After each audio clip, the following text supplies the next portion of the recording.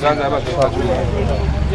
Ne kadar da? Gecə 205'miş özümdə dedim. Neçə dənə? Gecə bax 205'miş. İşçi sürüm, avtomaşını idarə eləmək Çəkmirəm olmaz. Allah keçirir. Sənədləriniz var, qaydasında da Hər hamısı şey var. yerindədir, bəli. Soruşduq, etiraf edir, pivə içibdi. İntihası olmaz, çıx şundan. Yanlış yerə zada getmirəm, mən burada qaldım. Bana. Bir dəqiqə də yox. Şu ya böyle yok. Gözün ayağın zormuş kalır. Evet. Her şurada. Tut öyle. Öyle.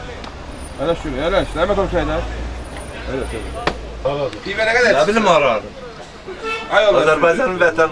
Yoldaş sürücü. Azerbaycan vatandaşı. Ay yoldaş. Ne bileyim Hadi başımı xarab eləm, onsuz da başım xarabdır. De görəm aradı, göy gördü. bizim de başımız kara. Göy gördü. Ne bileyim aradım. Kul Allah. Yani derine düşmek lazım değil. Hadi sen. Derine düşmek lazım değil. Əlini çəksən. Formanı kim verir? Formanı kim verir? Verəm, sərxoşsan. Formanı kim verir? Olmaz. Olmaz.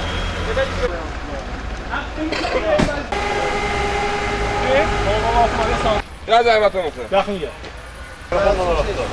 Ne çıksın? Düşmüyorsa.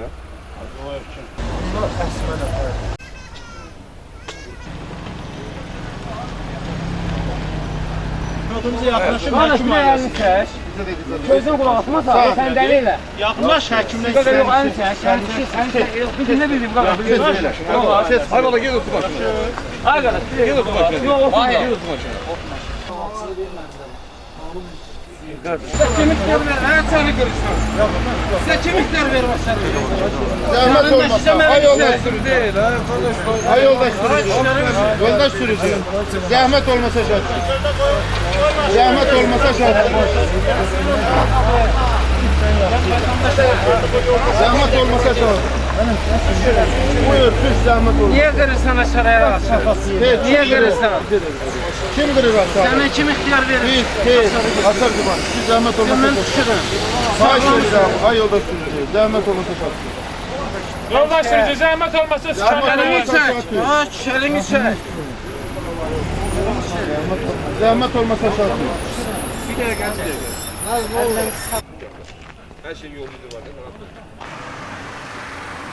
Gəncə şəhər Dövlət Yol Polis Şöbəsinin əməkdaşları yay mövsüm gəlişi ilə əlaqədar olaraq Xazırkənd qəsəbəsində növbəti reydini keçirdilər.